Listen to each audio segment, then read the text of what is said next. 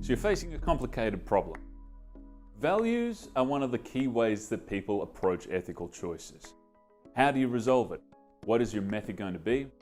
90% of the time when I work with people, they fall back on a set of values. Here are qualities that we feel like we should embody.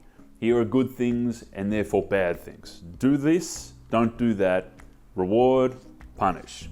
Oftentimes these can be as simple as just words, honesty, accountability, transparency, but are often accompanied by quite a solid policy framework detailing how this works in practice. In ethics, this is known as a deontological framework, a series of rules guiding behavior under all circumstances to promote that high ethical standard of behavior, the should rather than what we must do. To unpack this concept further, we have Dominic McMullen joining us, an expert in moral philosophy as well as quite a variety of other disciplines. Trying to create the rules is a big phenomenon. So you set up the rules, but then you'll quickly find people getting around them or reinterpreting them in their head.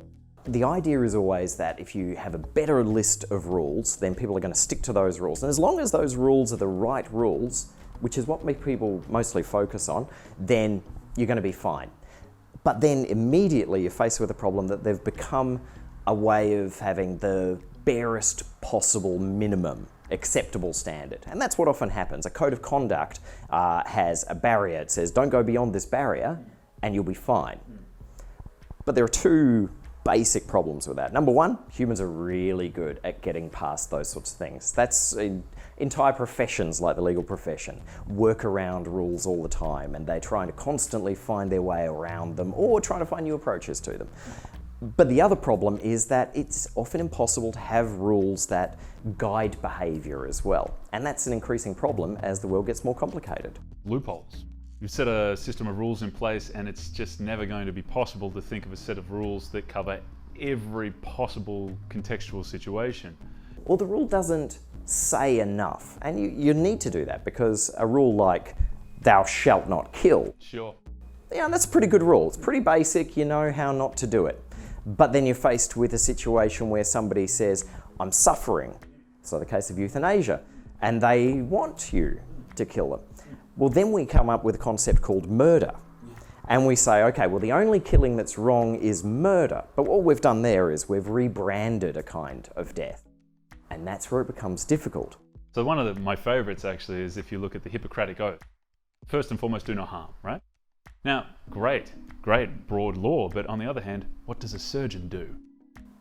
Absolutely. In fact, medicine is a great example. Because we often try and hedge our bets a little bit with medicine or any other scientific field, and we say, okay, the right thing to do is that which is scientifically based. Well, okay, that's fine. But then take something like an appendicitis case. A case of appendicitis is a bit of a problem because we've almost never seen, or if we ever have seen, somebody getting better of appendicitis on their own. Right. So we can't really run a scientific trial. Yeah. Because it would be grossly unethical in most people's minds for us to say, 20 of you, we're not going to cut into you and take out that diseased appendix, and you other 20 people, we are going to cut you open. So there's really no scientific basis from one perspective. Certainly very difficult to get fully objective evidence in a situation where you have to let a human being suffer and die in order to do that. Another good example of this recently, talking to several lawyers, was client confidentiality. So a situation where it is expected as a standard practice, both legally and ethically, that a client's privacy be respected by the lawyer that represents them, right? Now, in many cases, that does not, it's explicitly an exception to the rule that you cannot lie on behalf of your client. So if your client walks into your office and says, I murdered this person, you can't then go into a court of law and say he didn't murder that person. But there is a loophole I've been made aware of recently where if a client comes into the office and says, I have stabbed a person and they are bleeding out in a field over there, you can't tell the police, because to do so would be compromise your client's interest. You can't lie in a court of law, but neither can you disclose information on their behalf. Meanwhile, the person's still bleeding out in a field, and apparently there has been multiple situations where the lawyer has informed the police and been disbarred. In other words, they've been punished for doing what everyone would agree is a very ethical thing. And thus we get the second category of failures with deontological ethics, where two sets of rules conflict with each other. There's a thing in philosophy we call outsmarting. Now, this is something philosophers do, and it's actually named after an Australian philosopher, J.J.C. Smart, who was a really, really intelligent guy. But he was somebody who believed that the ends justify the means, if you like. And so what he would do would be somebody would try and do what we call wedging, where they would say, but what about this situation? Would you still stick by your belief then? And he would say yes every time. If he judged that was the right thing, he would absolutely go for it. So we have this thing, Gordon, you've heard of reductio ad absurdum, haven't you? Yes, reducing to the absurd. An example is, say, if I tell you that Geelong is 10 kilometres away from Hawthorn, right, and you'd say, no, I don't think that's true. And you might ask me then, okay, well, if that's the case, why does it take you an hour and a bit to get there? Right. So you see, you've reduced into absurdity the notion. Right, so it's a way of showing the irrationality of what's going on by reducing it down to its essential parts. So what you do when you are outsmarting another person is you are accepting the absurdity. You're saying, I accept the absurdity. Aha! And that's why it's called outsmarting, after Jack Smart. So using their logic, their approach to the situation to illustrate the flaws in the approach. Well, but you see, this is the thing. Somebody who believes in deontological ethics, they're not doing it because they're stupid. Right. They're doing it because they think that rules, and rigid rules especially, are justified in the long run. Right. I'll give you a really good example. This is from Kant, and it's often known as the Axeman example. Yes. So, you're sitting at home, minding your own business, having a cup of tea or something, and one of your best friends runs in and says, oh my God, I'm being chased by an axe-wielding homicidal lunatic. Please don't tell him where I am. I'm going to hide upstairs. And they run upstairs. And, well, your cup of tea and your little peaceful situation is all ruined. And it's even worse when this homicidal axe-wielding lunatic runs in with his blood-draped axe and says, where's your friend? I need to kill them. It's a crazy example, but here's the thing. A deontologist who believes that to lie is wrong would say, you have to tell them where your friend is. Right, and that was Kant's historically very interesting solution to that problem, was that he believed that you couldn't lie in that situation, that you Absolutely. had a duty to tell the truth in that situation, because if I remember his phrasing correctly, it would be a sin against oneself to lie in that environment. That's right. So he believed that the higher moral requirements that justify having rules in the first place mean that you can't lie to them and say they ran out the back door, go there, can't direct him to the nearest police station. He has reasons for this. And I think it's important to get to the understanding of why he thought this was the right thing to do. To give deontology its due, his ethics are important about understanding the individual freedom. So you could phrase it as saying it's about treating everyone as an end in themselves. Right, exactly, as opposed to a means to your goal. Exactly. And so it's a philosophy of freedom, if you like. It's a philosophy of saying, it's almost a philosophy of early human rights. It's saying that any thinking being is a moral being, and you can't take for granted them. Because if I would to, in this situation, lie for my friend, I would be taking over their freedom because I'm taking their life in my hands. Yeah. And that's wrong. Yeah. And in the same way, lying, if you lie, you are treating other beings, such as the axe-wielding lunatic, as a means to preserve the life of your friend, which might be worthy, but then you've got the higher goal.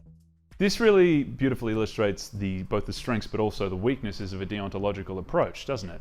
Because on the one hand, you're talking about broad rules that should apply in 99% of circumstances and will do a good job. So honesty, obviously, everyone wants to be honest.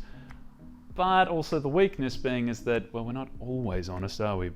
And if we were always honest, it's not hard to see how that would go very badly wrong. Absolutely. It's very easy to come up with a circumstance in which lying is seen almost universally as the right thing to do. And you also then start to get into the ambiguity though, right? So as soon as we start to accept that there is such a concept as, say, white lies and like exceptions to the rule that may apply, things get really complicated, and in some way it drains away the value of a deontological approach. You're meant to have those clear-cut rules. And as soon as you start to acknowledge that there's room for interpretation, well, where does that stop? And that's why in our society we try to set up rules. Brings us back again to the beginning. Rules are easy. Yeah. Just don't do it. Don't cross the road until the green man appears. Don't steal things. Yeah, these rules work. But then we also, because our society is so complicated, have people who help you through those situations, like lawyers, but also judges, magistrates, and outside the legal profession, we have psychologists who help you to make hard decisions, who help you to deal with the outcome of having to live a hard life. We also have ethicists who might help you through the morass, through this crazy maze of decision making. And another weakness of this framework is that it can't anticipate new environments, unprecedented situations. And so you have things like social media, you have things like self-driving cars are emerging, and other things such as, most recently, facial recognition technology. How does deontology interact with this? How can it? Now, that's a really interesting sort of case there. And the deontologist would probably come in and say that they're actually better placed than you might think, because they would turn it around and say, well, hang on, let's say we're creating a form of social media. Now, we can foresee that if this social media is created, based on all the other times something in social media has been created, there's probably going to be more bullying. There's probably going to be a situation where somebody's privacy is going to be breached. Now, the thing is though, just because we think it might happen doesn't mean that, doesn't make it the wrong thing to do, because we can foresee it. But you know what? It's not up to us to stop people from having the opportunity to do the wrong thing. Otherwise, we would never let kids out of the womb, would we? We wouldn't let any kids out of the classroom. We wouldn't let anybody do anything, because they could always do the wrong thing. And humans are really good at finding exciting new ways to do the wrong thing. I'm not exempting myself from that either. I'm no saint. But what I'm saying is, if you create a situation where people can go out and test themselves against the moral attributes, a deontologist would say you are actually allowing people to create their own moral identity. If you don't give them the option of doing the wrong thing, you're often not giving them the option to do the right thing either.